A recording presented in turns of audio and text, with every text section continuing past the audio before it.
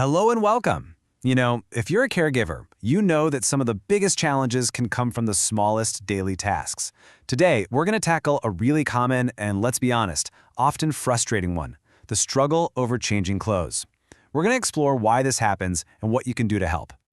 We're bringing you this explainer in partnership with DailyCaring.com. They are just a fantastic resource, packed with practical advice to make the caregiving journey just a little bit easier.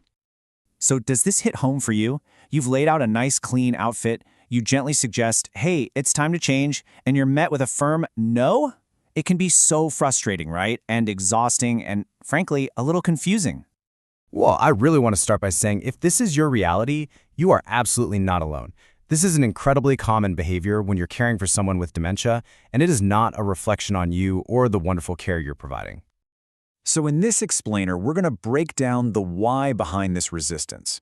And then we'll get into 4 gentle but really effective strategies you can start using pretty much right away. So let's start by trying to step into their world for a minute. Understanding the potential reasons for this behavior is the first and I think the most important step, because once we understand the cause, the solutions start to make a whole lot more sense. First up is impaired memory. Dementia affects the brain's ability to track time, so your loved one might genuinely believe they just changed clothes an hour ago. It's not defiance, it's just that their reality is different from ours. They might also just simply forget that a shirt has a stain on it. This brings us to another huge reason, a need for control. Think about it. As dementia progresses, a person loses authority over so many parts of their life. Choosing what to wear, or maybe what not to wear, can be one of the last ways they can really assert their independence and make a choice for themselves. Now imagine living in a world that often feels confusing and unpredictable. That familiar, soft sweater, it isn't just a piece of clothing. It can be a huge source of comfort, of security, of routine. Taking it away can feel really threatening, almost like you're disrupting the one thing that feels stable. Getting dressed is something most of us do on autopilot, but it's actually a pretty complex sequence of events. For someone with dementia, just choosing an outfit, remembering the order of dressing, managing buttons or zippers, it can be physically tough and mentally overwhelming. So sometimes, no just means I can't. We also have to think about sensory issues. A busy pattern on a shirt might be visually confusing for them, the tag could be scratchy, a tight collar might feel restrictive. The refusal could just be a nonverbal way of them saying, hey, this piece of clothing makes me feel uncomfortable. And finally, it might just be that their senses have changed. The ability to smell odors or even see stains can diminish with dementia. So when you point out that a shirt is soiled, they may genuinely not perceive what you're seeing or smelling at all. Okay, so now that we've explored the why, I want to introduce a really crucial mindset shift. Before you gear up for a potential struggle, the first thing to do is just pause and ask one simple question. This is where we have to separate societal norms, the idea that we have to change clothes every single day, from what truly matters in caregiving. If the clothes aren't dirty and your loved one is comfortable, does it really matter if they wear the same pants 2 days in a row? The real goal here is their well-being, not conforming to some old habit. So, the crucial point is to choose your battles. Your energy is a precious, precious resource. Sometimes the best strategy is to just let it go. Maybe they'll be more receptive after a nap or even tomorrow.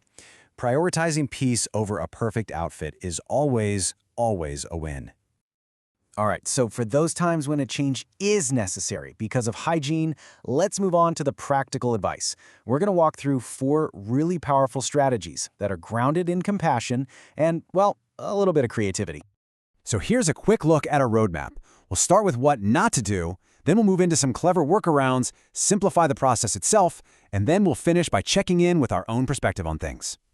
First and foremost, drop the debate. Because of the brain damage caused by dementia, logic and reason just aren't going to work.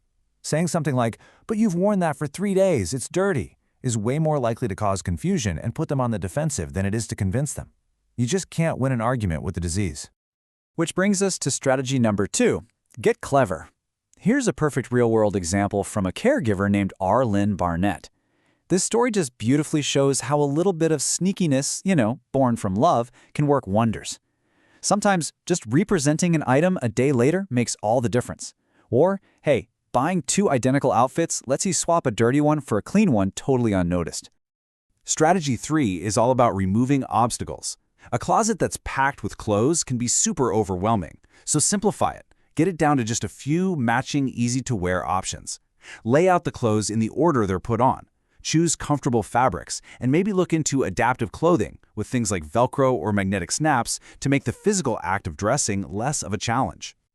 And finally, we come back to perspective, building on that point we made earlier about choosing your battles. Before you intervene, just take a breath and ask yourself this honest question. Is the clashing outfit really a hygiene problem, or is it just a societal norm problem? Letting go of embarrassment over a mismatched outfit can free up so much of your mental and emotional energy. All of these strategies, they really boil down to one beautiful central idea. It's a guiding philosophy that can transform so many of these difficult caregiving moments. It all comes down to this. Focus on connection over correction. This isn't about winning a power struggle, it's about partnering with your loved one. When you choose to connect with a person instead of correcting the behavior, you can transform what could be a battleground into a moment of gentle cooperation and care. So, as we wrap up, I want to leave you with this question. Just think about your routine. What's one small adjustment you could try? Maybe simplifying the closet, or just pausing to ask yourself, is this necessary? That could make tomorrow morning a little bit smoother for both of you. And that's all for this explainer from our partners at DailyCaring.com. If you found these strategies helpful, please share them with another caregiver who might need them. And for more practical tips, be sure to check out the Caregiver channel. Thanks so much for joining us.